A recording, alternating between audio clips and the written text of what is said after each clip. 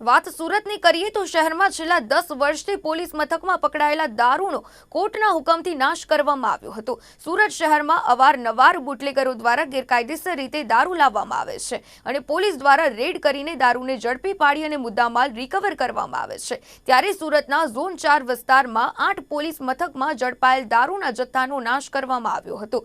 સુરતના અમરોલી, જહાંગીરપુરા, અડાજણ, રાંદેર, ડુમ્મસ, ઇછાપુર, હજીરા અને ડુમ્મસ પોલીસ મથકમાં છેલ્લા 10 વર્ષથી 1.94 કરોડનો દારૂ ઝડપાયો હતો, જે દારૂને કોર્ટના હુકમ મુજબ અમરોલી વિસ્તારમાં બુલડોઝર ફેરવીને નાશ કરી દેવામાં આવ્યો હતો।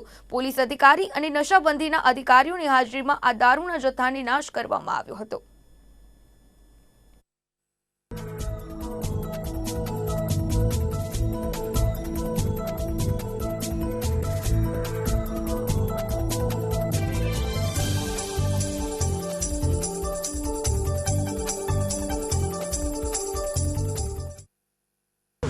સુરત શહેરના ઝોન 4 વિસ્તાર હેઠળ સમાવિષ્ટ 8 પોલીસ સ્ટેશન છે, જેમાં અમરોલી, જહાંગીરપુરા, અડાજણ, રાંદેર